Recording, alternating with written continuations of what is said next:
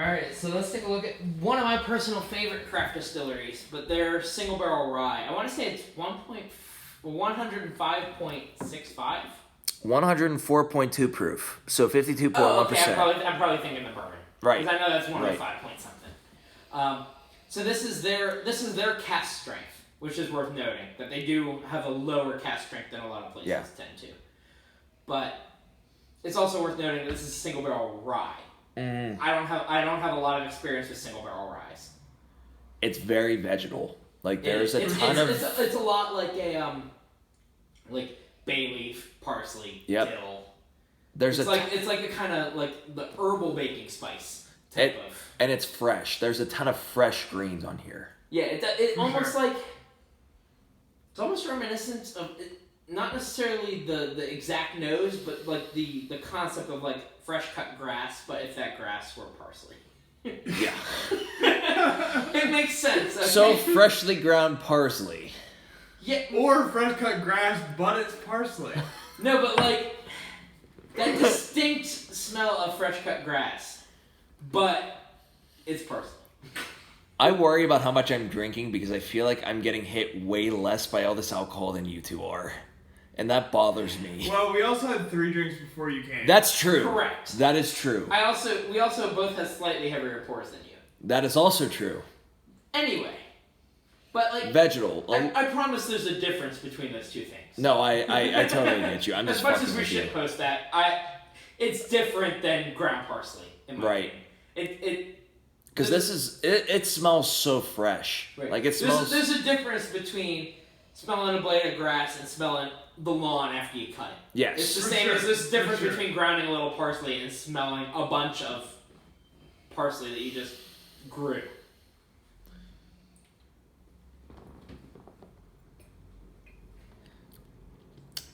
I get a little bit of a minty note from this. A little bit of mint. A little bit of mint. I get some dill. For sure. I do get some dill, but not to the extent that I've gotten on other ryes. Not like Dickel or Piggyback. Neither of them, It's there, and because it's me, I'm picking out probably a little more than I'm picking out other things because that's a note I look for. That's what I was about to say. I think you look for that. But it's there.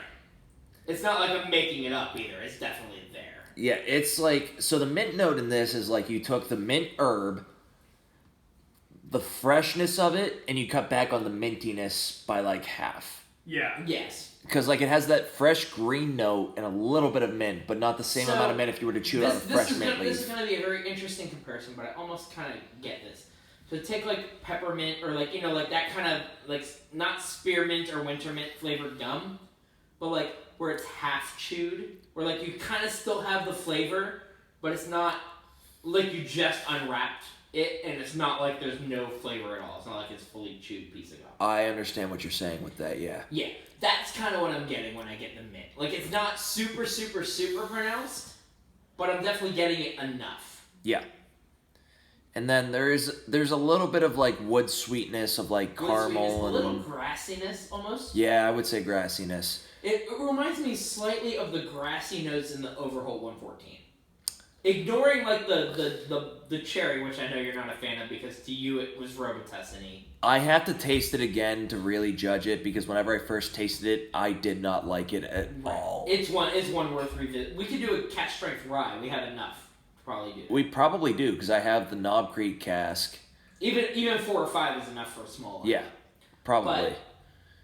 And this fits right in with that, but it's interesting because I always find it amazing that there's 3 very distinct types of rye, and they very rarely overlap. You can get very citrusy, which Canadian ryes tend to lean toward.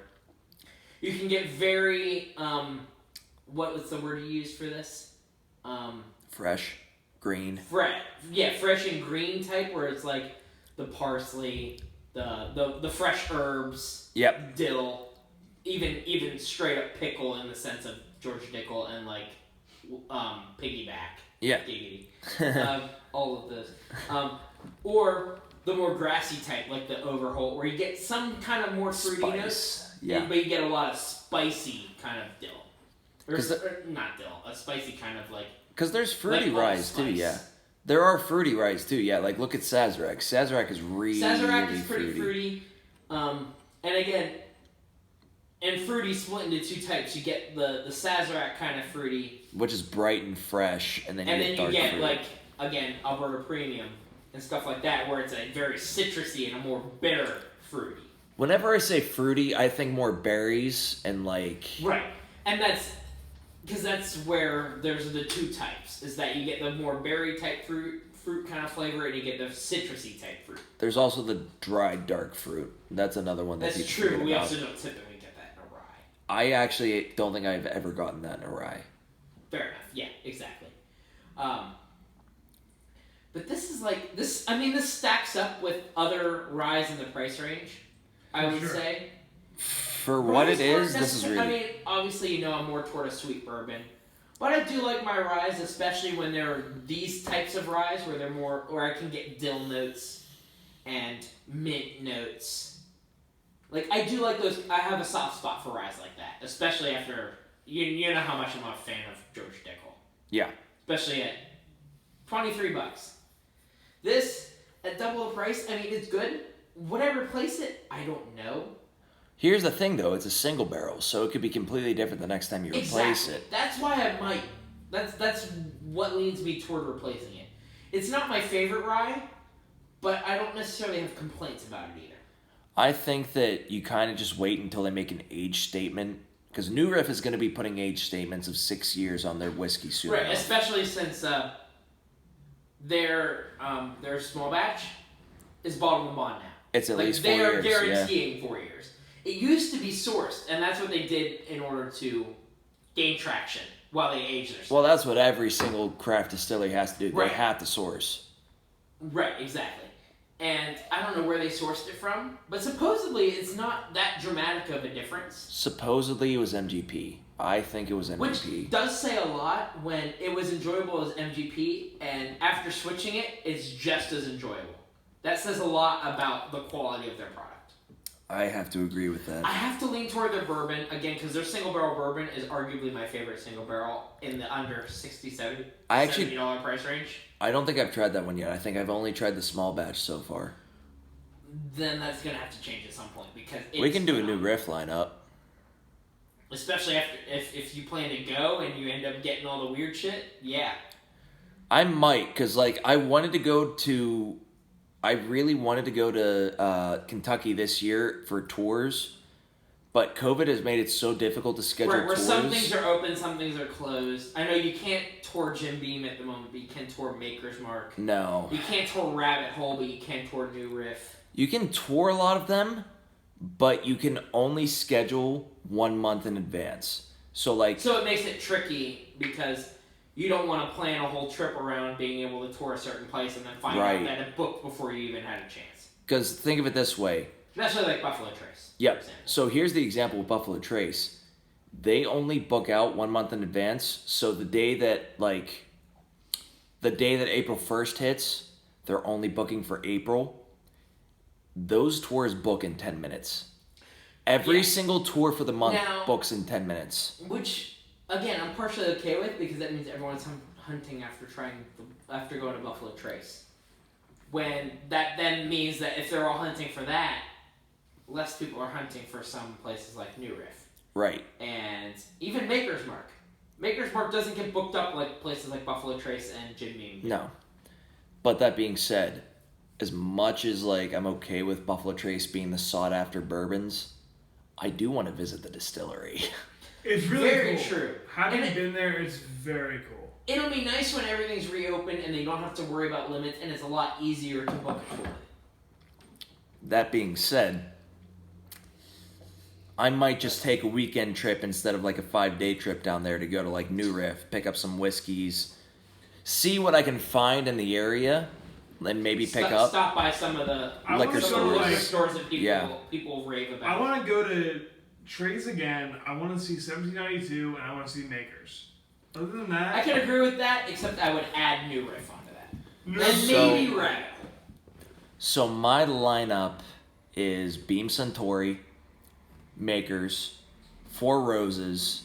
Four Roses would be really cool. Okay, that would be My dad went to Four Roses and he said it was the coolest tour of any of the ones he went on when he went to the Bourbon Trail. Buffalo Trace, New Riff, and See, in terms of craft, I think New Riff's on top of things I want to go. New Riff is probably the number one craft Because, distillery. This single barrel rye, if you'd have tried it when we first opened it, I mean, you tried it too, right? I let you try it. The New Riff single barrel rye when it first opened. And I was kind of hit or miss. Now that it opened for a couple weeks, this is really, really good. Oh, yeah. Like, in the long run, I have not been displeased by any New Riff product I've tried. Even the regular 4-year bottle and bond has been a solid $40 bottle. I think their stuff is a little hot, but at the same time, I have to remember that it's craft, so I can't hold it to that same standard. And for a craft, it's not hot. For a craft, no, it's not. If you were to ignore the fact that it was craft and you would compare it to stuff that is mainstream, then yeah, it's a little hot. But it doesn't drink like a craft. It's like an in-between. Right. But this rye is, honestly, as it's been sitting and as it's been changing up a little bit with getting a little air, I've really grown to like this rye. Trust me. So at least you picked a good birthday gift. Yeah, this was a gift. I did not buy this bottle. Oh, okay. I would have eventually bought it, probably. But this was when we went to Chalet Premier. She bought me this bottle. I bought Blackened. He bought me Bullet Cask. Right. So. You got a lot of bourbon that day. Yeah, and all in all, none of them were bad choices. Even the cheap one, like Benchmark, wasn't bad. You were paying $12 for it. You're getting what you pay for. But for it to be sippable at $10-12, that says a lot. Yeah. And I'm not a Buffalo Trace fanboy or anything. You know I'm not. But like, what bottle did I get you for your birthday again? You got me the Elijah Craig Barrel Proof. Right. Yeah. Now I remember that. As much as I hate to say it, of all three was my favorite. But you know how much I like a barrel proof that isn't too hot and is more focused on the flavor. Well, like when Heaven you go Hill. 120 to 125 proof, in my opinion, aside from Booker's, that's a sweet spot for a lot of cask strengths. Mm-hmm. I would consider Jack Daniel's an exception too, because at 130 proof, it doesn't drink like 130. No. I think that you have a unrealized love for Heaven Hill. I could probably agree. But I also, again, I'm not biased toward any particular place. Larceny. The only Elijah exception, Craig Barrel Proof. The only exception that I'm biased a little bit against is Willet, just because Johnny Drum and maybe the 4-year rye, 111 proof, are the only things I've really been attracted toward. Johnny Drum a lot more so than the rye, but the rye wasn't bad by any means. I still have a sample of it, so I'm going to eventually do a little... When I do videos of a bunch of little tasters, it'll be one of them. But, I think that you don't realize how much you love Heaven Hill. no, I definitely do. I tend to not... It's just like how... There's a lot of stuff by Sazerac and by Beam Suntory that I like, that I don't attribute to being by them. I just like it for what it is. Yeah. I think that's how I am with a lot of the Heaven Hill stuff. I'm not like, oh, I love a lot of Heaven Hill stuff. It's like, oh, I like this and this and this. I tend to not really look too much past it because sometimes it's just ownership. It's not necessarily what's being made where. The only reason I say that is because Elijah Craig Toasted Barrel, Elijah Craig Barrel Proof, Larceny Barrel Proof. What was the other Heaven Hill you liked so much? Oh, you really liked the Henry McKenna. That 10-year bottle I brought? I'd have to revisit it. I liked it a lot. Again, at the price point, I don't know that I'd compare it to some other stuff. It's basically, again, Again, at the $50 price point, it's not worth it. Give me Henry McKenna 10-year versus give me New Riff single barrel. You bet your ass I'm taking New Riff single barrel. But yeah. It's not like I had any real complaints about the Henry McKenna. It's just that at MSRP, sure. Is it worth the hype? It's the same with Bland's. I don't think it's worth the hype. But it's good. I've tasted it again since we opened it. Mm-hmm. It's still basically a higher proof Buffalo Trace. That's still what it reminds me of. Again, that's something I don't necessarily hate. It's just... That's not, like, something I'm super, super seeking. Right. And it's not like I have any issue with that. It's just, at that price point, I'd probably pick other things. And I'm not going to hunt for Henry McKenna. Now, if I want to buy a bottle, I have $50. I don't want to drive to fucking Ohio. I want to buy something, and we have Henry McKenna. Would I complain about having a bottle? No, not at all. But maybe I would spend the extra $10 and get Four Roses Single Barrel Select. I would very much suggest you do that. Yeah. Like, I don't hate it, but again, I don't absolutely love it either. Because you have to remember it's a single barrel, and single barrels are hit or miss, especially from Henry True. McKenna. True. It could turn out to be one of my favorite single barrels ever, or it could turn out to be a dud. Just like my bottle of Blanton's. My April 2020 batch of Blanton's is Your not Blanton's great. Really not Your good late, what is it, August 2019? Yeah. Your August 2019 bottle of Blanton's was significantly better. If your bottle of Blanton's was what I had, I would be a lot less hesitant to spend $60 on it. Now you understand why whenever I buy single barrels, I only buy single barrels from places that do small batches on top of it. Right. Like Four Roses. Four Roses single barrel, I haven't had one that I've hated. I've had hit or miss ones, but the one I have is really good. I think it's ES batch something. I don't remember offhand. It's probably, I don't know, but like the standard Four single Roses barrels. is also an interesting choice to be picking for this because they have so many yeast strains and so many different choices they can go from. Four Roses on top of that, like, they only brew one bourbon. None of them are age stated. Correct. They have a ton of different mash bills and a ton of different yeast strains, but, I mean, you have the cheapy Four Roses yellow label, quote unquote. Which even that is like, again, you get what you pay for. Like, the way I see it with every Four Roses, maybe the small batch select because I really liked that one you got. You get what you pay for. You're paying $20, yeah, you're gonna get a $20 bottle of whiskey. But the small batch, you pay $30, yeah, it's worth $30. The single barrel, I don't think I've had a single barrel. I've had a couple different Four Roses single barrels. They make the best single barrel on the market, I personally think. I can agree. But the most consistent, I would definitely say. I don't know if it's necessarily my favorite because, again, I'm partial to New Riff. Well, But at the price point, you cannot go wrong with it. I think that I've never had a bad bottle of New Riff single barrel. Or, New Riff, sorry, well, Four Roses single barrel. Both, because I've had multiple New Riff single You're right, barrels, right, and right, I haven't right. had an issue with either. But it's the same thing with Booker's, where a bad Four Roses single barrel is still a good Four Roses single barrel. Well, that's also because they're putting all their shitty stuff into the low tier, Right. like Four Roses and Four Roses small You know batch. you're getting some level of quality no matter what you're Yeah. Like Four Roses single barrel and Four Roses small batch select are like the two I'll go with. Obviously, if I can get my hands on the limited edition, I'm going to get my hands on the limited or edition. barrel proof. Well, that's what the limited edition is. I was so close to buying the. I should have at $90 bought the single barrel cast strength. I feel like I would have absolutely loved it. I missed out on that Whiskey Wednesday, so I didn't buy it. So when I went on, they were sold out. When I was working at East Liberty, it showed up in the stores. Oh yeah, no, you made a huge mistake then. Yeah, for sure, you made a huge mistake.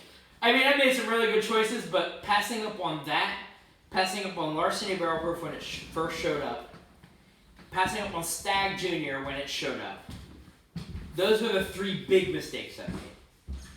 But again, it's not like I haven't made enough good choices to offset. Oh, for sure. But here, let's bring it back to New Riff real quick so I can end this video. So, all this talk about craft, I still think New Riff is probably my favorite craft distillery. And I haven't had this one grew on me a lot. At first, I was hesitant. After trying it, I didn't know if it was going to turn out good. I would have to say that I think New Riff is the best craft distillery if you're not including Texas. Yeah. But those are also very different beasts, so that's what I mean is I don't include Texas because their bourbons are so different from standard bourbon that we're also comparing again Texas bourbon. Even Balcones Rye is significantly different than this. Everything from Texas I've had is like it's almost its own like whiskey subcategory. Like it's almost like comparing a single malt to a high rye bourbon. Yeah. Like they're so dramatically different that I can't knock one for being not like the other. So that being said, at 105-ish proof, New Riff This is probably was- the best true... This is still spring 2016. This is only when I bought it 4 years old. The best true American distillery, craft distillery, is definitely New Riff. I can agree. I would put Rabbit Hole up there as a second. They're So far. close second, but they do not reach the same level No, that they New Riff really does. do not. And it makes me want to try all their experiments. It makes me want to try both of their experiments, but Yes. for sure.